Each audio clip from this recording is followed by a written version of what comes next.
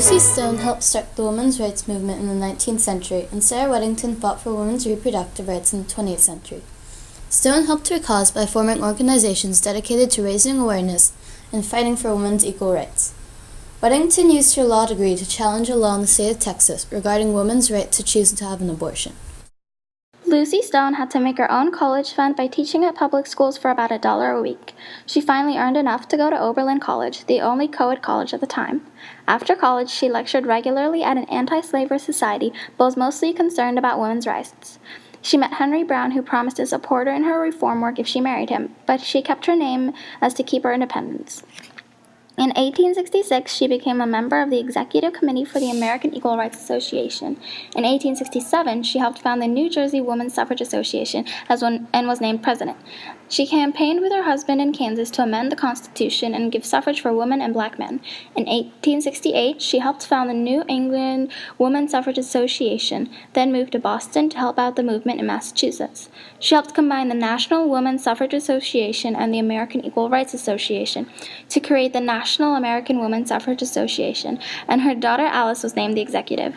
She founded the Women's Journal in 1870.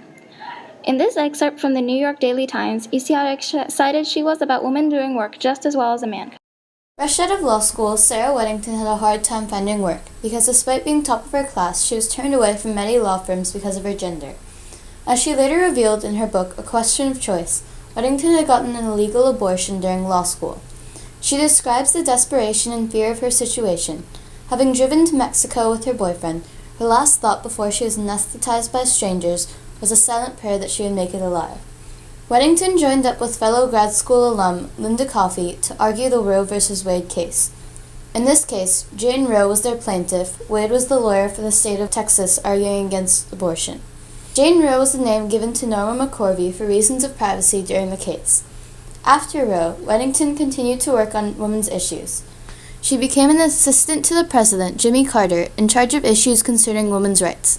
When Carter's term ended and Ronald Reagan was elected, Weddington's job no longer existed, and many of the women that held government positions were not reappointed.